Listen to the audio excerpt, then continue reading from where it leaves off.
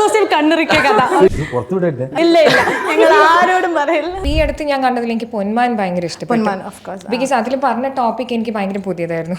Majority ആൾക്കാർക്ക് ഇത് അറിയാം, ഇത് ബോധമുണ്ട്, ഇത് സിനിമയാണ്. ട്രാഫിക് സിനിമ കണ്ട് തിയേറ്ററിൽ നിന്ന് ഇറങ്ങിയപ്പം എൻ്റെ ബൈക്കിന്റെ സ്പീഡ് കുറഞ്ഞു. ഞാനൊരു സാധനം കൊണ്ടുതരാന്ന് പറഞ്ഞു. ഇത്രയും വലിയൊരു കോഴിക്കോട്ടെ നമ്മൾ മോശമാക്കാൻ പറ്റില്ലല്ലോ. അപ്പൊ ചേച്ചേട്ടാ, ഞങ്ങള് നമ്മളെ പടം അതന്നെ ഇല്ല മുത്ത, നിങ്ങൾ വിട്ടോ. നമ്മുടെ ജോണർ ഫീൽ ഗുഡ് അല്ല, ഇവിടെ ഒന്നും കാണൂല. ഇവിടുന്ന് രണ്ട് സാധനം ശ്രദ്ധിച്ചില്ലായിരുന്നു. ഈ സിനിമയിൽ ഓൾറെഡി ഒരു സോൾ ഉണ്ട്. ഭയങ്കര ഡൗൺ ടു എർത്ത് ആണോ? എങ്ങനെ മലയാളത്തിൽ പറഞ്ഞത്? Hello everyone, welcome to timeline conversation. നമ്മുടെ കൂടെയുള്ളത് അഭിലാഷ മൂവീൻ്റെ കാസ്റ്റ് ആൻഡ് ക്രൂ ആണ്. ഈ വരുന്ന മാർച്ച് 29 അഭിലാഷം റിലീസ് ചെയ്യുന്നത്. അപ്പോൾ നമുക്ക് അവരെ വെൽക്കം ചെയ്യാം. Welcome to timeline conversation. I think നമുക്ക് പാട്ടിന്ന് തുടങ്ങാം, ബിക്കോസ് അത് ഭയങ്കര ട്രെൻഡിങ് ആണ് സോഷ്യൽ മീഡിയയിൽ.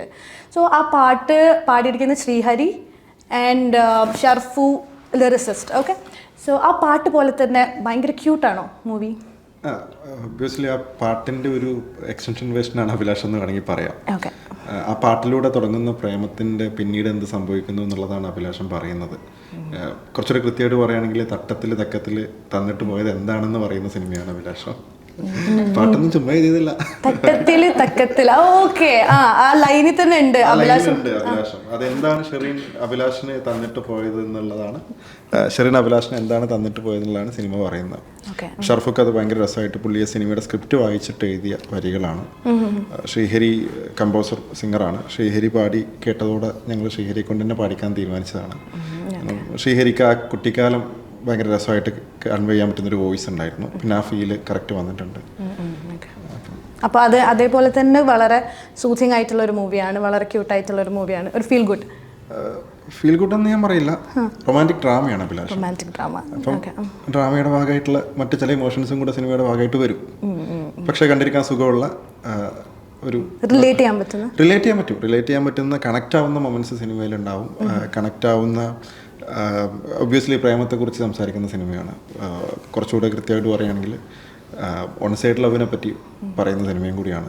അഭിലാഷിന് ഷെറിനോടുള്ള ഇഷ്ടം സംസാരിച്ചുകൊണ്ടേയിരിക്കുന്ന സിനിമയാണ്. അപ്പം അത് കണക്റ്റ് ആവേണ്ടതാണ്, കണക്റ്റ് ആവാതിരിക്കാൻ സാധ്യതയൊന്നുമില്ല. കാരണം അഭിലാഷ് റെപ്രസെൻ്റ് ചെയ്യുന്നതും ഒരു മെജോറിറ്റി ഓഫ് ആയിട്ടുള്ള അല്ലെങ്കിൽ ഫസ്റ്റ് ലവ് ഒക്കെ തുറന്നു പറയാൻ ബുദ്ധിമുട്ടുണ്ടായിട്ടുണ്ടാവുന്ന അങ്ങനത്തെ, പ്രത്യേകിച്ച് ഒരു 90s ജീവിച്ചു വളർന്ന ഒരാൾക്കുണ്ടാവുന്ന കമ്മ്യൂണിക്കേഷൻ പ്രശ്നങ്ങളും കാര്യങ്ങളൊക്കെയുള്ള അങ്ങനത്തെ ഒരു കാലഘട്ടത്തിലൂടെ വളർന്ന ഒരാൾക്കുള്ള സാധനങ്ങൾ കൃത്യമായിട്ട് പറയുന്നുണ്ട്. അപ്പോൾ കുറച്ചുകൂടെ ആ കമ്മ്യൂണിറ്റിക്ക് കുറച്ചുകൂടെ കണക്റ്റ് ആവും. എന്നാലും ഈ പറഞ്ഞ പോലെ ഇപ്പം പുതിയ ജനറേഷൻ ആണെങ്കിലും പെട്ടെന്ന് ഇപ്പം ഡേറ്റിംഗ് ആപ്പുകളിലൂടെയൊക്കെ ഭയങ്കര സ്മൂത്തായിട്ട് പെട്ടെന്ന് ഉണ്ടാകുന്ന റിലേഷൻഷിപ്പ് ഉള്ളവർക്കും ഇത് കണക്റ്റ് ആവും. കാരണം പ്രേമം എല്ലാം ഒരു പരിപാടിയാണല്ലോ. തൻവീനോടാണ് ചോദിക്കാനുള്ളത്. ഇപ്പോൾ നിങ്ങൾ എങ്കിലും ചന്ദ്രികയിൽ ഒരുമിച്ച് വർക്ക് ചെയ്തല്ലോ, അപ്പം തന്നെ ഒരു കമ്പറാഡറി ബിൽഡ് ചെയ്തെടുത്തോണ്ട് ഈ അഭിലാഷം കുറച്ചുകൂടി ഈസി ആയോ? ഒരിക്കലും അല്ല. സൈജുവേട്ടൻ ഞാൻ അഖിലൻ ചന്ദ്രികയിൽ നമ്മൾ ഒരു പ്രാവശ്യം അങ്ങനെ കണ്ടിട്ടേ ഉള്ളൂ. പിന്നെ പ്രൊമോഷൻസിനാണ് കൂടുതലും കണ്ടിട്ടുള്ളത്. സൈജുവേട്ടൻ ഒന്ന് സംസാരിച്ച് തുടങ്ങാനുള്ള കുറച്ച് സമയമുണ്ട്. അപ്പം ഞാനിതിന് മുന്നേയും വേറൊരു ഇൻ്റർവ്യൂവിലും പറഞ്ഞിട്ടുണ്ട്, ഞാൻ ആക്ച്വലി സെറ്റിൽ വന്നിട്ടും 2-3 ദിവസം എടുത്ത് സൈജുവേട്ടനെ കൊണ്ടൊന്ന് സംസാരിച്ച് തുടങ്ങിപ്പിക്കാൻ വേണ്ടിയിട്ട്. എങ്കിലും ചന്ദ്രികയിൽ ഇല്ല, ഞങ്ങൾ തമ്മിലല്ല. അല്ല, നമ്മൾ തമ്മിലല്ല. പക്ഷേ എൻ്റെ കല്യാണം, അതിൻ്റെ ക്ലൈമാക്സിൽ എൻ്റെ കല്യാണം കാണിക്കുന്നുണ്ട്. അപ്പം ആ കല്യാണ വേഷം ഇട്ടിട്ട് സൈജേട്ടൻ അന്നേരം കണ്ടപ്പോൾ എനിക്ക് ഒരു ഫോട്ടോ വേണമെന്ന് പറഞ്ഞിട്ട് എടുത്തൊരു ഫോട്ടോ ഉണ്ട്. അത് ഞാൻ എനിക്ക് തോന്നി ഇവർക്ക് അയച്ചു കൊടുത്തിട്ടുണ്ട്.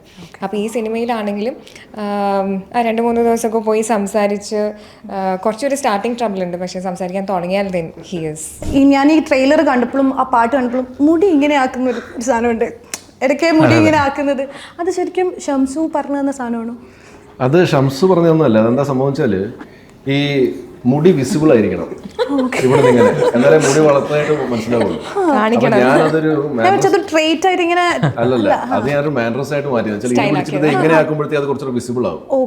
ഇപ്പൊ നമ്മുടെ പടത്തിലെ ഫസ്റ്റ് സീനില് ആരുടെ ശ്രദ്ധയിൽപ്പെട്ടില്ല, ആക്ച്വലി മുടി വിസിബിൾ അല്ല. അപ്പം ചില നാച്ചുറലി അതിങ്ങനെ പാർക്കൊക്കെ ചെയ്യുമ്പോഴത്തേക്കും കുറച്ച് അങ്ങോട്ടും ഇങ്ങോട്ടൊക്കെ ആയിപ്പോവും. പിന്നെ നമ്മളിങ്ങനെ ചാരി കിടക്കുകയോ ഇരിക്കുകയൊക്കെ ചെയ്യുമ്പോഴത്തേക്ക് അങ്ങോട്ടും ഇങ്ങോട്ടൊക്കെ ആയിപ്പോവും. അപ്പം ഞാൻ ഇത് ഒരു പ്രാവശ്യം ഞാൻ തുടങ്ങിയത് ഇതിങ്ങനെ ശരിക്കും കാണാൻ വേണ്ടിയിട്ടായിരുന്നു. അത് കഴിഞ്ഞപ്പോഴത്തേക്കും ഷംസൊന്നും പറഞ്ഞില്ല, അതായത് അത് ചെയ്യേണ്ടതെന്നും പറഞ്ഞില്ല. വെറുതെ എന്താ പിന്നെ 1-2 സ്ഥലത്തും കൂടെ ചെയ്തേക്കാം. അപ്പൊ പലരും പറഞ്ഞ് നമ്മുടെ കിങ് എന്ന് പറഞ്ഞ പടത്തില്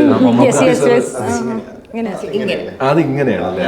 ഓക്കെ ഓക്കെ. അപ്പൊ അത് കോപ്പി ചെയ്താണോന്ന് ചോദിച്ചു. പക്ഷെ അതല്ലായിരുന്നു എന്റെ റീസൺ. ഇതായിരുന്നു, ഇവിടെ ഒന്നും കാണൂല, ഇവിടുന്ന് 2 സാധനം ശ്രദ്ധിച്ചില്ലായിരുന്നു, ഇവിടുന്നാണ് ഇത് കാണുന്നത്, ഈ ചെവിയുടെ അടിയിൽ കൂടെ. പിന്നെ ഇവിടെ ക്യാമറയിൽ കാണാൻ പറ്റില്ല. ഇത് മറയായിരിക്കാൻ വേണ്ടിയാണ് ഇടയ്ക്കിടയ്ക്ക് ഇങ്ങനെ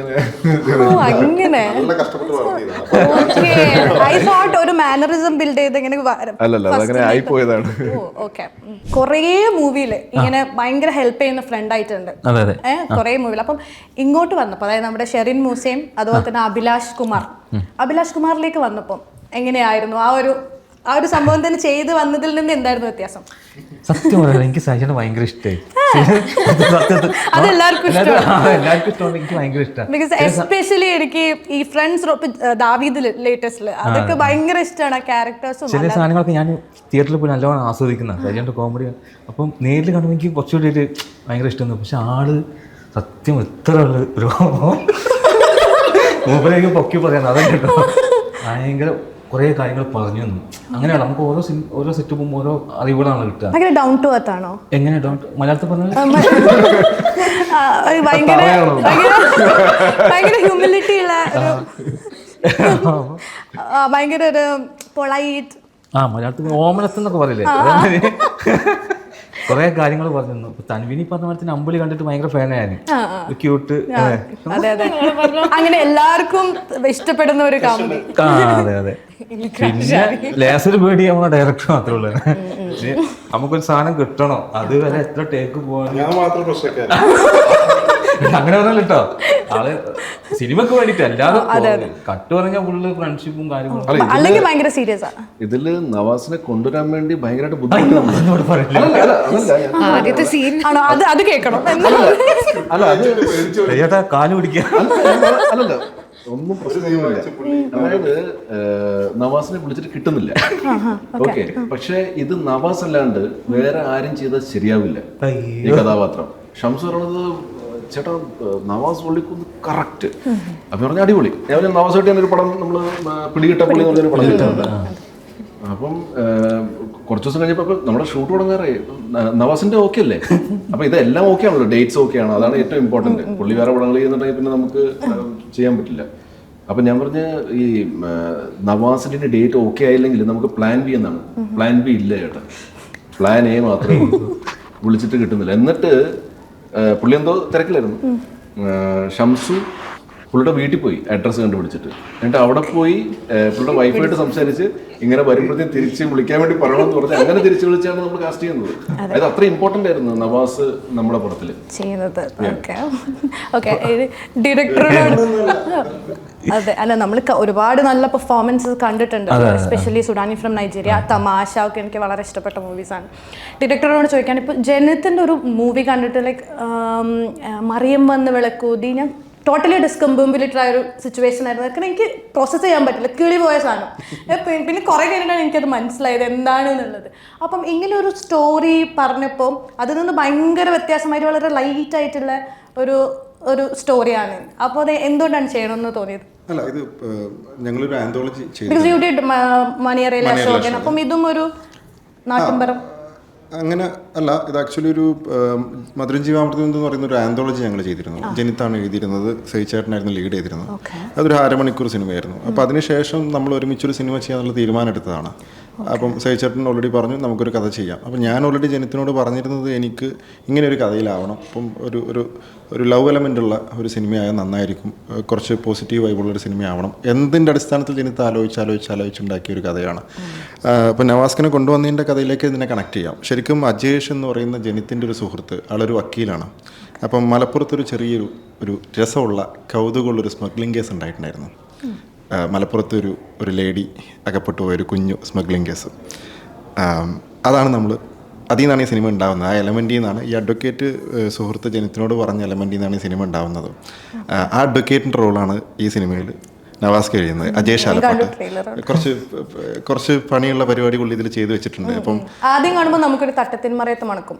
പിന്നെ അതായത് ഈ ഒരു ഷെറിൻ മൂസ ആൻഡ് അഭിലാഷ് കുമാർ വരുമ്പോൾ അതല്ലാതെ ഒരു സ്റ്റോറി അതല്ല എൻറ്റയർലി ഡിഫറെന്റ് എൻ്റെ ഡിഫറെൻറ്റ് സിനിമയാണ്. ഇതിനൊരു ഫ്ലേവറിൽ അങ്ങനെ ഒരു സ്വഭാവം ഉണ്ടെന്നേ ഉള്ളൂ. ഇപ്പം അങ്ങനെ ആളുകൾ തട്ടത്തിമറിയത്തിനെ പറ്റി പറയാൻ തുടങ്ങുന്നത് തട്ടത്തിൽ എന്ന് പറയുന്ന പാട്ടിട്ടതുകൊണ്ടാണ് ഞാൻ മനസ്സിലാക്കിയത്.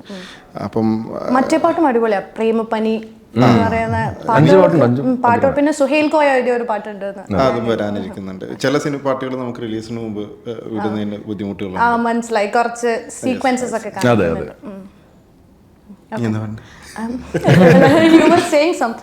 ഒന്നുമില്ല, നവാസ്കയ്ക്ക് നമ്മൾ പുള്ളി വന്നു, കഥ പറഞ്ഞു, അസോസിയേറ്റ് ഉണ്ടായിരുന്ന സാംസൺ, പുള്ളി കഥ ഡിസ്കസ് ചെയ്തു. പുള്ളി വലിയ കുഴപ്പമില്ലെന്ന് പറഞ്ഞ് പോയി. പിന്നെ പുള്ളീൻ്റെ സീൻ അയച്ചു കൊടുത്തു. അതിലൊരു സീൻ വായിച്ചു. പുള്ളി വിളിക്കുന്നുണ്ട്, സാംസനെ വിളിക്കുന്നത്, ലൗഡ് സ്പീക്കറിൽ ഇടുന്നുണ്ട്. ഞാൻ അപ്പുറത്തുണ്ട്. ശംസുവിനോട് പറയണ്ടട്ടാ, എനിക്കത് കേട്ട് ഭ്രാന്തേക്കണ്, ഇതൊക്കെ എങ്ങനെ ഞാൻ പറയാം, എന്നെ കൊണ്ട് നടക്കില്ല അല്ല അതും പറഞ്ഞ്. പിന്നെ പുള്ളി സെറ്റിൽ വരുമ്പോൾ തൊട്ട് ആ സീൻ എന്നാ അപ്പം ഞാൻ വിചാരിച്ചത് എക്സൈറ്റ്മെന്റ് ആണതാ. ആ സീൻ എടുക്കാൻ പുള്ളിക്ക് ഡൗൺ ടു എർത്ത് എന്ന് പറഞ്ഞതിന്റെ അർത്ഥം എന്താ വെച്ചാൽ അഡ്വക്കേറ്റ് ആവുമ്പോ സെഷൻസ് ഒക്കെ. പക്ഷെ അത് ആ സീൻ ഗംഭീര സീനാണ്. എൻ്റെ ആദ്യത്തെ സീൻ നവാസ്കിൻ്റെ കൂടെ ഉള്ളത് അതായിരുന്നു. സോ ബേസിക്കലി നമ്മൾ അതിൻ്റെ ഒരു റിഹേഴ്സൽ പോലെ ചെയ്യുന്ന സമയത്ത് എൻ്റെ പിന്നിലാണ് ക്യാമറയുള്ളത്. അപ്പം നവാസ്കിൻ്റെ നവാസ്കിൻ്റെ ക്ലോസ് ആയിരുന്നു. സോ ഞാൻ എന്താ പറയുന്നത് എന്നുള്ളത് എനിക്കറിയില്ല. അപ്പം ഞാൻ ജസ്റ്റ് ആ ഒരു സീനിൽ ഇരിക്കുന്നേ ഉള്ളൂ. നവാസ്ക അങ്ങ് തുടങ്ങി. സോ നവാസ്കിനെ എനിക്ക് അറിയുന്നത് ഇങ്ങനെ തമാശ പറയുന്നതും അങ്ങനെ ഒരു ലൈറ്റ് ആയിട്ടുള്ളൊരു ക്യാരക്ടർ എന്നുള്ളതാണ് ഞാൻ ആക്ച്വലി മുന്നേ കണ്ടിട്ടുള്ളത്. പക്ഷെ ഇത് വന്നിട്ട് എന്നോട് മുഴുവൻ പറയുന്നത് IPC ഇത് സെക്ഷൻ 356 പറഞ്ഞ് അങ്ങ് തുടങ്ങുക. അപ്പോൾ ഒരു പോയിന്റ് കഴിയുമ്പോൾ പിന്നെ ഞാനങ്ങ് ചിരിക്കാൻ തുടങ്ങി. പിന്നെ അതങ്ങ് നിർത്തിയിട്ടാണ് പിന്നെ എനിക്കൊന്ന് പോയത്. അപ്പോൾ ആ സമയത്ത് ഞാൻ പരിചയപ്പെടുന്നുണ്ട് നവാസ്ക, എൻ്റെ തന്വി, ഞാൻ ഭയങ്കര ടെൻഷനിലിരിക്കുകയാണ്, ഇതിൽ കുറേ ഇംഗ്ലീഷിലുണ്ട് ഡയലോഗ്സ് എന്ന് പറഞ്ഞിട്ട് ആ ടെൻഷൻ തന്നെ. പക്ഷെ ഭയങ്കര രസമായിട്ട് ചെയ്ത ഒരു ഹോസ്പിറ്റൽ സീനൊക്കെ ട്രെയിലറിൽ ചോദിക്കുന്നത് നല്ല. ആക്ച്വലി ഷെറിൻ മൂസേൻ്റെയും അഭിലാഷിൻ്റെയും ലവ് സ്റ്റോറിയിൽ മെയിൻ ആയിട്ടുള്ളൊരു ട്വിസ്റ്റ് കൊണ്ടുവരുന്നത് അർജുൻ അശോകിനെ കുറിച്ച് പറയുമ്പോൾ ഇതേപോലെ ഒരു പ്രധാന കഥാപാത്രമായിട്ട്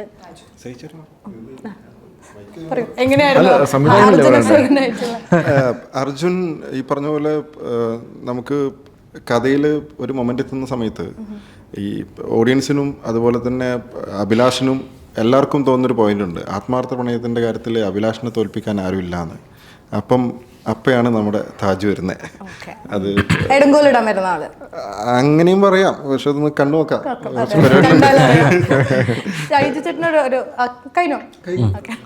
ഒരു ക്വസ്റ്റ്യൻ ഉള്ളത്, ഇപ്പം ഏതൊരു ഇന്റർവ്യൂവിൽ ഒന്ന് പറയുന്നത് കേട്ടു, റൊമാൻസ് ചെയ്യാൻ ഭയങ്കര ഈസിയാണ്, ഇത് കോമഡി വെച്ച് നോക്കുമ്പോൾ റൊമാൻസ് ചെയ്യാൻ ഈസിയാണെന്ന് പറഞ്ഞു. അതാ റിയൽ ലൈഫിലും അങ്ങനെയാണോ? റിയൽ ലൈഫിൽ എനിക്ക് കോമഡി ചെയ്യാൻ വലിയ ബുദ്ധിമുട്ടാണ്. സിനിമയിലും കോമഡി ചെയ്യാൻ വലിയ ബുദ്ധിമുട്ടാണ്. ഞാൻ പറഞ്ഞാലും ചിരിക്കാറില്ല കോമഡിയൊന്നും. പിന്നെ ലാസ്റ്റ് ഞാൻ കോമഡി എന്ന് പറയുമ്പോഴത്തേക്കും ചിരിച്ചു തരും ആൾക്കാര്. അപ്പൊ അതുകൊണ്ട് തന്നെ കോമഡി ചെയ്യാൻ വലിയ പേടിയായിരുന്നു എനിക്ക്. ഇപ്പോഴും actually comedy it's very difficult. നമ്മൾ ടൈംലി ഡയലോഗ്സ് പറയണം, ടൈമിൽ റിയാക്ട് ചെയ്യണം, നമ്മുടെ ബോഡി ലാംഗ്വേജ്, ഇതെല്ലാം വളരെ ഇമ്പോർട്ടൻ്റ് ആണ്. സോ പ്രണയം എന്ന് വെച്ചാൽ പ്രണയം ഭയങ്കരമായിട്ട് എൻ്റെ ഉള്ളിലുണ്ട്. കോമഡി എൻ്റെ ഉള്ളിലുണ്ടെന്ന് വെച്ചാൽ എനിക്ക് ആസ്വദിക്കാൻ അറിയാം, എനിക്ക് പറയാൻ അറിയില്ല. ഓക്കെ, കോമഡി ഉണ്ടാക്കി പറയാൻ അറിയില്ല. പിന്നെ ഈ നല്ല റൈറ്റേഴ്സ്, നല്ല മേക്കേഴ്സ്, അങ്ങനത്തെ ക്യാരക്ടേഴ്സ് എനിക്ക് തന്നത് കാരണം എങ്ങനെയൊക്കെയോ രക്ഷപ്പെട്ടു പോയതാണ്. സോ ഈ പ്രണയം ഉള്ളിലുള്ളത് കാരണം അതിനെപ്പറ്റി ആലോചിച്ചാൽ നമ്മുടെ മുഖത്ത് ഓട്ടോമാറ്റിക്കലി വരും.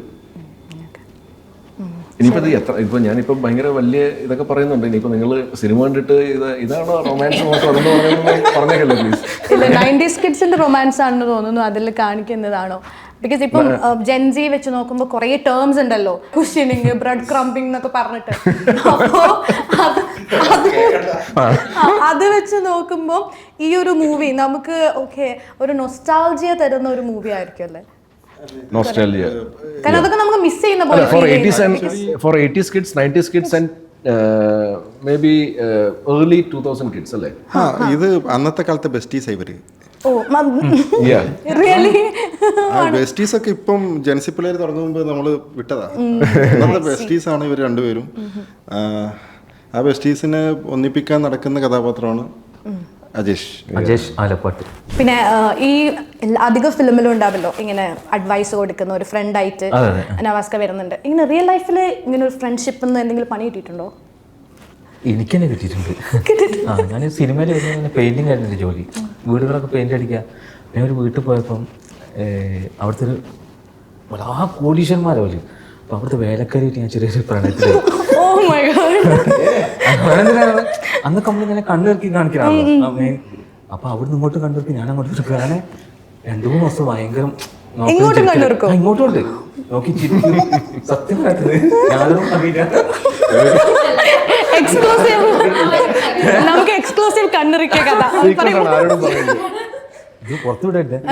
അപ്പൊ ഇല്ല ഞങ്ങൾ ആരോടും പറയില്ല. അങ്ങനെ എന്നിട്ട് ഭയങ്കര ഇതായി സംസാരിച്ച് അങ്ങനെ പിന്നെ എനിക്ക് ഭയങ്കര പ്രാർത്ഥന നിൽക്കണം ഈ പണി തീരരുതെന്ന്. അങ്ങനെ ഞാൻ ഒരു ദിവസം ഓടി വെച്ച് ഞാൻ രാത്രി കാണാൻ പറ്റുമെന്ന് വെച്ചു. കുറെ കാര്യങ്ങൾ സംസാരിക്കാം. വാ ഞാൻ ബാക്കിലെ ഡോർ തുറക്കാം, കുറെ നേരം സംസാരിച്ചിരിക്കാൻ തന്നെ. ഞാൻ എൻ്റെ കൂടെ വർക്ക് ചെയ്യുന്നവരോടൊക്കെ ഞാൻ പറഞ്ഞു, എടാ ഇന്ന് അവള് പറഞ്ഞിട്ടുണ്ട് ഇന്ന് വരാൻ. അവള് പറഞ്ഞു വേണ്ടേ, ഭയങ്കര പിടിച്ചാൽ ഭയങ്കര പ്രശ്നമാണ്. ഞാൻ പറഞ്ഞു ഇല്ലടാ, അവള് ബാക്കിലെ ഡോർ തുറന്നാലെന്ന് പറഞ്ഞു. അങ്ങനെ അന്ന് രാത്രി ഞാൻ വീട്ടിൽ പോയി നമ്മളൊരു ക്ലബ്ബ് ഉണ്ട്, അവിടെ ഇങ്ങനെ ഇരിക്കുക. കുറച്ചുകൂടി ഇരുടായിട്ട് വേണ്ട പോകാൻ. രാത്രി നമ്മളെല്ലാവരും കയറാൻ ശ്രമിച്ചിരിക്കും. ഞാൻ എല്ലാം പോയി വീട്ടിൽ പോകുമ്പോ സുഹൃത്തുക്കളൊക്കെ അങ്ങോട്ടായിരിക്കില്ലേ എന്നോട്. ഞാനൊരു ചിരി ചെയ്യാൻ വീട്ടിൽ പോയി. എന്റെ കൂടെ വർക്ക് ചെയ്യുന്നവരൊക്കെ പറഞ്ഞിട്ടുണ്ട്, അവർക്കൊക്കെ അറിയാം നമ്മൾ പ്രണയിക്കുന്ന കാര്യം എല്ലാവർക്കും അറിയാം. അങ്ങനെ അന്ന് രാത്രി നമ്മളെ എന്റെ വീട്ടിലൊക്കെ ഒരു 9:30 കഴിഞ്ഞ പിന്നെ വീട്ടിൽ നിന്ന് പുറത്തിറങ്ങാനില്ല. അന്നൊക്കെ അങ്ങനെയാണ്. അങ്ങനെ അന്ന് ഞാൻ രാവിലെ ഉറങ്ങി എണീച്ച് സൈറ്റിലേക്ക് പോവാം. പണിയെടുക്കുന്ന സൈറ്റിലേക്ക് പോയപ്പോണ്ട് ഫുൾ പോലീസ് അവിടെ. പോലീസും അപ്പൊ എന്റെ പണിക്കാരൊക്കെ ഞാൻ വരുമ്പോൾ എന്നെ അങ്ങനെ നോക്കിയിട്ട് ഇങ്ങനെ നിൽക്കുക. എനിക്ക് ഭയങ്കര ദേഷ്യത്തില്. അപ്പൊ ഞാൻ ചോദിച്ചു എന്താ പഠിച്ചേ. എൻ്റെ കൂടെ എടാ നീ എന്ത് പണി ചെയ്ത്, നീ ഇന്നലെ ഇവിടെ വന്ന് എല്ലാവരും അറിഞ്ഞ്. ഞാൻ ചിന്ത ഇന്നലെ ഇവിടെ ആരോ കയറിയെന്ന്. സത്യം ഞാനല്ല അത്. ഇപ്പോഴും എന്റെ സുഹൃത്തുക്കൾ ഞാൻ അയച്ചിരിക്കുക അവിടെ വേറെ ആരോ കയറി. കള്ളം കയറി. ഞാനിപ്പോഴും പറയാം ഞാനല്ലടാ, ഒരു വിശ്വസിക്കുന്നില്ല. എന്നിട്ട് ഞാൻ അത്രയും പറഞ്ഞതാണ് ഇന്ന് രാത്രി ഞാനത് വരുന്നത്. പക്ഷെ പിന്നെ അവള് പോയില്ല. ആ പ്രണയം അതോടെ അതാണ് ദാരിദ്ര്യം പിടിച്ച പ്രണയോ. തൻവി കണ്ണൂരിന്നല്ലേ? അപ്പം ആദ്യം ബാങ്കിങ് സെക്ടറിലല്ലേ വർക്ക് ചെയ്തത്? ഞാൻ അച്ഛനമ്മേൻ്റെ നാടാണ് കണ്ണൂര്. ഞാൻ ബാംഗ്ലൂർ സെറ്റിൽഡ്, ജനിച്ചു വളർന്നൊക്കെ ബാംഗ്ലൂരിലാണ്. ഓക്കെ. അപ്പോൾ ഈ ബാങ്കിങ്ങിൽ വർക്ക് ചെയ്തിട്ടുണ്ടായില്ലേ? ആ സമയത്ത് ഇതെല്ലാം എൻ്റെ ഒരു പ്രൊഫഷൻ, എനിക്ക് ക്രിയേറ്റിവിറ്റിയാണ് കുറച്ചുകൂടെ എന്ന് തോന്നിയിട്ടുണ്ടായിരുന്നു. അതല്ലാന്ന് എനിക്ക് ഇതുവരെ തോന്നിയിട്ടില്ല. ബിക്കോസ് ഞാൻ വർക്ക് ചെയ്യുന്നതിൽ ഭയങ്കര നല്ലതായിരുന്നു. ഭയങ്കര ഹാപ്പി ആയിരുന്നു. ഭയങ്കര ഹാപ്പി എന്ന് പറഞ്ഞാൽ ഞാൻ ചെയ്യുന്ന ജോലി ഞാൻ സ്വന്തമായിട്ട് പഠിച്ചതാണ്. അപ്പം അതുകൊണ്ട് സ്വന്തമായിട്ട് പഠിച്ചതെന്ന് പറഞ്ഞാൽ ഞാൻ ആക്ച്വലി കയറുന്ന സമയത്ത് ഞാൻ ആക്ച്വലി ഒരു ലൈവ് പ്രോസസ്സിലാണ് ബാങ്കിൽ കയറുന്നത്. സോ ആ സമയത്ത് ഈ സീനിയേഴ്സ് ആയിട്ടുള്ള ആൾക്കാരൊന്നും എന്നെ ഹെൽപ്പ് ചെയ്യുന്നില്ലായിരുന്നു. അപ്പോൾ ഒരു പോയിന്റ് കഴിയുമ്പോഴത്തേക്കാണ് എനിക്ക് മനസ്സിലാവുന്നത് ഇവർ ആക്ച്വലി അങ്ങനെ അത്രയും ടൈറ്റ് ആയിട്ടുള്ളൊരു സ്റ്റേറ്റിൽ നിൽക്കുമ്പം ഇവർ ചോദിച്ചത് ഒരു പുതിയ റിക്രൂട്ടിനെ. അപ്പോൾ ഇവർ എക്സ്പീരിയൻസ്ഡ് ആയിട്ടുള്ള ഒരാളെയാണ് ഇവർക്ക് വേണ്ടിയിരുന്നത്. പക്ഷേ ഇവരെന്നെ ന്യൂ ജോയിനിങ് കോളേജിൽ നിന്ന് വന്നിട്ട് കോർപ്പറേറ്റ് എന്താണെന്ന് പോലും അറിയാത്ത ഞാനാണ് അവിടെ വന്ന് ചേർന്നത്. അപ്പോൾ ഇവർക്ക് എന്നെ പഠിപ്പിച്ചു തരാനും സമയമില്ല എന്നുള്ളൊരു ഇതുണ്ടായിരുന്നു. അതുകൊണ്ട് പിന്നെ ഞാൻ തന്നെ പ്രോസസ് ബുക്സ് വായിച്ചിട്ടും ഇത് എല്ലാം അപ്പോൾ ഞാൻ സ്വന്തം പഠിച്ചത് കൊണ്ട് പിന്നെ it was very easy for me. ഇപ്പം ഞാൻ വർക്ക് ചെയ്ത് ഒരു 7 years ഞാൻ വർക്ക് ചെയ്തിട്ടുണ്ട്. So it was very easy for me അതിന് ശേഷം പോകാൻ വേണ്ടിയിട്ട്. പക്ഷേ ഞാനത് എൻജോയ് തന്നെ ചെയ്തത് because I was really good at my work. ഇപ്പം ഞാൻ ഇതിന് സിനിമയ്ക്ക് വേണ്ടിയിട്ട് ഇപ്പോൾ ഇറങ്ങാമെന്ന് പറയുന്ന സമയത്തും ഞാനൊരു മലേഷ്യൻ ടീമിന് വേണ്ടിയിട്ട് ആ സമയത്ത് വർക്ക് ചെയ്യുന്നത്. സോ ഇവരെന്നെ മലേഷ്യയിലേക്ക് വിളിച്ചിട്ടുണ്ടായിരുന്നു, ഇവിടുന്ന് വിട്ടിട്ട് അവിടെ പോയി സെറ്റിൽ ചെയ്തിട്ട് വർക്ക് ചെയ്യാം എന്നൊക്കെ ഉള്ളത്. സോ ഞാൻ ചെയ്യുന്ന ജോലി എന്തായാലും ഞാൻ എൻജോയ് ചെയ്തിട്ടാണ് ചെയ്തത്. But I always had this passion to do movies എന്നുള്ളതാണ്. പക്ഷെ ഒരിക്കലും ഞാൻ മേ ബി അമ്പിളി കിട്ടുന്നവരെയും ഞാൻ ഒരിക്കലും വിചാരിച്ചിട്ടില്ല ഞാൻ ഇങ്ങനത്തെ ഒരു പ്രൊഫഷൻ വിട്ടിട്ട് സിനിമയിലേക്ക് വരും എന്നുള്ളത്. അപ്പം ഇത് കിട്ടുമ്പോൾ എനിക്ക് കുറച്ചും കൂടി ഹാപ്പിനെസ് കൂടുതൽ. ഇപ്പോൾ ഇത് ജോലി ചെയ്യുന്ന പോലെ ഒരു ഫീലില്ലേ. ഇപ്പം നമ്മൾ പണ്ട് മുതൽ ടി വിയിലൊക്കെ കണ്ട് വളർന്ന ആക്ടേഴ്സിനെ കാണുന്നു, ഇവരെ കൂടെ വർക്ക് ചെയ്യുന്നു. എൻ്റെ ഏറ്റവും വലിയ ഹോം വർക്ക് എന്നൊക്കെ പറയുന്നത് ഇപ്പോൾ സിനിമ കാണലാണ്. ഈ അടുത്ത് ഞാൻ കണ്ടതിൽ എനിക്ക് പൊന്മാൻ ഭയങ്കര ഇഷ്ടപ്പെട്ടു. ബിക്കോസ് അതിൽ പറഞ്ഞ ടോപ്പിക് എനിക്ക് ഭയങ്കര പുതിയതായിരുന്നു. പുതിയതെന്ന് പറഞ്ഞാൽ ഇപ്പോൾ ബാംഗ്ലൂരിലൊന്നും അങ്ങനെ ഒരു, അല്ലെങ്കിൽ എൻ്റെ കൂടെ പഠിച്ച് പോയ ആൾക്കാർക്കൊന്നും അങ്ങനെ ഒരു ഡൗറി കൊടുക്കുന്ന ഒരു ഇതില്ല. എനിക്കൊന്ന് കണ്ണൂരും ഇപ്പം ആ ഒരു ടോപ്പിക്കേ ഇല്ലാന്ന് തോന്നുന്നു. ഇപ്പം ഞാൻ പോയ കല്യാണത്തിനോ കാര്യങ്ങളോ അങ്ങനെ ഒരു ഡൗറി എന്നുള്ളൊരു സാധനമില്ല. ഈ ഒരു ഇപ്പം വരുന്ന കുറേ ന്യൂസിലും കണ്ടിട്ടുണ്ടായിരുന്നു. ഇപ്പം ഞാൻ വായിക്കുന്ന ന്യൂസിലും ടി വിയിൽ കാണുന്ന ന്യൂസിലും ഇപ്പോൾ ഡൗറി കാരണം ആൾക്കാർ ആത്മഹത്യ ആത്മഹത്യ ചെയ്യുന്നതെന്നൊക്കെ സമയത്ത് പറയുമ്പോഴും ഞാൻ ആലോചിക്കുന്നത് it's very easy to walk away if the relationship is toxic you have an option of leaving. അപ്പം കല്യാണം കഴിഞ്ഞു എന്ന് വിചാരിച്ചപ്പോൾ ഭയങ്കര 23-24 വയസ്സിൽ കല്യാണം കഴിഞ്ഞിട്ടാണ് പോയിട്ട് കുട്ടികൾ ആത്മഹത്യ ചെയ്യുന്നത്. അപ്പം ഞാൻ അപ്പോഴും ആലോചിക്കുന്നുണ്ട് ഒരു ഓപ്ഷൻ ഉണ്ടാകുന്ന സമയത്ത് ഇവരെന്തിനാണ് ആത്മഹത്യ ചെയ്യുന്നത്. പക്ഷേ പൊന്മാൻ കാണുന്ന സമയത്ത് that was A reality hit for me. Because കാണുന്ന സമയത്ത് എനിക്ക് മനസ്സിലാവുന്നുണ്ട് may be these are the reasons why this is happening. നാട്ടുകാരെ ബോധിപ്പിക്കണം, സ്വന്തം വീട്ടുകാരെ ബോധിപ്പിക്കണം എന്നുള്ളൊരു സാധനം. സോ എനിക്കൊന്ന് ഈ അടുത്ത കാലത്ത് കണ്ട സിനിമയിൽ Ponman actually hit me. And gold എത്രത്തോളം ഒബ്സഷൻ ഉണ്ട് എന്നുള്ളത് എനിക്ക് സോ അങ്ങനത്തെ കുറേ കാര്യങ്ങൾ എനിക്ക് മനസ്സിലായത് മേ ബി ഈ സിനിമ കണ്ടപ്പോഴാണ്. എന്ന് വെച്ചാൽ ആ ഒരു സറൗണ്ടിങ്ങിൽ that's the pressure that they have to go through എന്നുള്ളത്. സൈജു ചേട്ടനോടാണ് ഇപ്പം ഒരുപാട് ആൾക്കാർ പറയുന്നുണ്ടല്ലോ ഫിലിംസ് ഒരുപാട് ഇൻഫ്ലുവൻസ് ചെയ്യുന്നുണ്ട്, നെഗറ്റീവ്ലി ആൻഡ് പോസിറ്റീവ്ലി ആയിട്ടൊന്നു നെഗറ്റീവ്ലി ഇൻഫ്ലുവൻസ് ചെയ്യുന്നത്, അതിനെക്കുറിച്ച് എന്താ അഭിപ്രായം? അങ്ങനെ നെഗറ്റീവ്ലി ചിലവർക്ക് അതങ്ങനെ സംഭവിക്കും. എനിക്കൊന്നും മെജോറിറ്റി ആൾക്കാർക്ക് നെഗറ്റീവ്ലി അങ്ങനെ എഫക്ട് ചെയ്യുന്നതെന്ന് എനിക്ക് തോന്നുന്നില്ല. ഇപ്പം ഫോർ എക്സാമ്പിൾ ഈ ഞാനൊക്കെ കോളേജിലല്ല, ഞാൻ സ്കൂളിൽ പഠിക്കുന്ന സമയത്താണ് ബാസിഗർ എന്ന് പറഞ്ഞൊരു സിനിമ റിലീസായത്. നമ്മൾ കട്ട ഷാറുഖ് ഖാൻ ഫാൻസാണ്. അപ്പോൾ അതിനകത്ത് ശില്പ ഷെട്ടിയെ ഒരു വലിയ ബിൽഡിങ്ങിൻ്റെ ഹൈറ്റുള്ള ബിൽഡിങ്ങിൽ നിന്ന് ഇദ്ദേഹം എടുത്ത് താഴത്തേക്ക് ഇടുന്നുണ്ട്. തിയേറ്ററിൽ ഭയങ്കര ക്ലാപ്സാണ്. ആക്ച്വലി നമ്മൾ പ്രതീക്ഷിക്കാണ്ട് നടക്കുന്ന സംഭവമാണ്, ഭയങ്കര ക്ലാപ്സാണ്. ഇതേപോലെ ഡർ എന്ന് പറഞ്ഞ പടം ഷാറുഖ് ഖാൻ്റെ അടുത്ത് വരുവാണ്. അതിൽ സണ്ണി ദേവലിനെ ഷാറുഖ് ഖാൻ ആക്ച്വലി ഹീറോ അതിൻ്റെ അകത്ത് സണ്ണി ദേവലാണ്, പക്ഷേ ഷാറുഖ് ഖാൻ സണ്ണി ദേവലിനെ കുത്തുമ്പോൾ ക്ലാപ്സാണ്. അപ്പോൾ നമ്മളൊക്കെ ഇങ്ങനെ കോരിത്തിരിച്ചിരുന്നു കേട്ടോ, അടിപൊളി. എന്ന് വെച്ചാൽ നമുക്ക് ജൂയിച്ചുള്ള ഷാറുഖ് ഖാനിന് കിട്ടണമെന്നുള്ളതാണ് നമ്മളെ ആഗ്രഹം. ഈ ബാസിഗർ കണ്ടിട്ട് എന്നിട്ട് എവിടേക്കോ ഏതോ സ്റ്റേറ്റിലൊക്കെ അത് അനുകരിച്ച് ആരോ ചെയ്തെന്നോ, ഈ ഡർ കണ്ടിട്ട് അതായത് ഈ ജൂയിച്ച പോലെ ഫോണിൽ വിളിച്ച് പേടിപ്പിക്കുന്നുണ്ട്. അതുപോലെ എനിക്ക് പരിചയമുള്ള 1-2 പേര് അങ്ങനെ ചെയ്തതായിട്ട് ഞാൻ ഓർക്കുന്നുണ്ട്. അങ്ങനെ ചിലവരെ ഇൻഫ്ലുവൻസ് ചെയ്യായിരിക്കും, പക്ഷെ മെജോറിറ്റി ആൾക്കാർക്ക് ഇത് അറിയാം, ഇത് ബോധമുണ്ട്, ഇത് സിനിമയാണ്, ഇത് എന്റർടൈൻമെന്റിന് വേണ്ടി മാത്രം ഉണ്ടാക്കിയിരിക്കുന്നതാണ്. അപ്പം അത് ആ രീതിയിൽ തന്നെ എടുക്കണം. ഇനിയിപ്പം മനസ്സിലാത്തവർക്ക് ഞാൻ പറഞ്ഞു കൊടുക്കണം, അതായത് അത് അങ്ങനെ എടുക്കേണ്ടത് എന്റർടൈൻമെന്റ് അല്ലേ. ട്രാഫിക് സിനിമ കണ്ട് തിയേറ്ററിൽ നിന്ന് ഇറങ്ങിയപ്പം എൻ്റെ ബൈക്കിൻ്റെ സ്പീഡ് കുറഞ്ഞു. അത് അങ്ങനെയാണ് ഞാൻ അതിനെ എടുക്കാൻ കാണുന്നത്. അല്ലാതെ നമുക്ക് ഇപ്പം പ്രേമ സിനിമ പറഞ്ഞുകൊണ്ട് പറയാം, അതിലെ മുണ്ടെടുത്ത് കറുപ്പ് ഇട്ട് പോയത് അത് ആ കോളേജ് കാലഘട്ടത്തിന് രസകരമാക്കി എടുക്കാനുള്ള സെലിബ്രേഷൻ മൂഡിൽ മാത്രം. എന്തായാലും ഓണത്തിന് പിള്ളേരെല്ലാവരും കൂടെ ഒരു കോസ്റ്റ്യൂം ഇടും, അത് ആ കോസ്റ്റ്യൂം ഇതിടുന്ന സമയത്ത് കുറച്ചുകൂടെ വൈബ് ഉണ്ടാവും. അതിന് മാത്രമായിട്ടാണ് എടുക്കുന്നത്. അല്ലാതെ അവിടെ ഈ പിള്ളേരാരും ഇപ്പം ഞാൻ പഠിക്കുന്ന സമയത്താണ് അത് ഇറങ്ങിയത്, നമ്മളാരും കള്ളുപിടിച്ച് സ്റ്റേജിലേക്ക് കയറിയോ അല്ലെങ്കിൽ പടക്കം പൊട്ടിച്ചെറിയോ ചെയ്തില്ല. ആ മുണ്ടും ഇതും ആ ട്രെൻഡിൻ്റെ കൂടെ പോയെന്നുള്ളൂ. ഒബ്വിയസ്ലി ഒരു സിനിമ ഉണ്ടാക്കുമ്പം ആ സിനിമ ഒരു ട്രെൻഡ് ഉണ്ടാക്കാൻ നോക്കാറുണ്ട്. അതിന് പോസിറ്റീവായിട്ടുള്ള മാത്രം എടുത്താൽ മതി. നെഗറ്റീവായിട്ട് എടുക്കുന്നവരുണ്ടാവും. അതിപ്പം ഈ പറഞ്ഞ പോലെ ജയിലൊക്കെയുള്ള നാടല്ലേ, ക്രൈം ഉള്ളതുകൊണ്ടാണല്ലോ. അപ്പം സിനിമയിലേലും ക്രൈം ഉണ്ടാവും. അപ്പോൾ സിനിമയിൽ നിന്ന് അത് ക്രൈമിന് മാത്രം ഉൾക്കൊള്ളാൻ നോക്കുക എന്ന് പറയുന്നത് ആക്ച്വലി അത് ആളുകളുടെ മെൻറ്റാലിറ്റിയുടെ പ്രശ്നം മാത്രമാണ്. അങ്ങനെ എടുക്കുന്നവരോട് അല്ലെങ്കിൽ അങ്ങനെ എടുക്കുന്നു എന്ന് വിചാരിച്ചിട്ട് നമുക്ക് സിനിമ ഉണ്ടാക്കാതിരിക്കാൻ പറ്റില്ല. സിനിമയിലെല്ലാം കാണണം, സിനിമയിലെല്ലാം കാണിക്കണം. സിനിമ സൊസൈറ്റിയെ തുറന്നു കാണിക്കുന്ന ഒരു മീഡിയം കൂടിയാണ്. അപ്പോൾ അതിൽ നിന്ന് ഉൾക്കൊള്ളുക എന്നുള്ളത് അത് സിനിമ കാണുന്നവരുടെ മോറൽ വാല്യൂസിനനുസരിച്ചിരിക്കും എന്നുള്ളതാണ്. ഓക്കെ, മലപ്പുറത്താണല്ലോ ഷൂട്ട് നടന്നത്. അപ്പം നവാസ്ക കൊണ്ടുപോയി ഭക്ഷണം എന്തെങ്കിലും പരിചയപ്പെടുത്തോ? കോഴിക്കോട് ഭക്ഷണം, നമ്മൾ കോഴിക്കോടിന്റെ എനിക്ക് ഇത്രയും വലിയൊരു, ഞാൻ രാത്രി അങ്ങനെ ഫുഡ് കഴിക്കാറില്ല 6 മണിക്ക് ശേഷം. അപ്പൊ നവാസ് എന്നൊക്കെ ഒരു ദിവസം പറഞ്ഞ് ഞാനൊരു സാധനം കൊണ്ടുതരാന്ന് പറഞ്ഞു. അത് ശരി. അപ്പൊ ഇത് ഉച്ചയ്ക്ക് അന്നേരത്തെ കുറച്ചുകൂടെ നല്ലായിരുന്നു, പക്ഷെ എന്ന് വെച്ച് ഞാൻ കഴിക്കേണ്ടതില്ല. ഇത്രയും വലിയൊരു മീൻ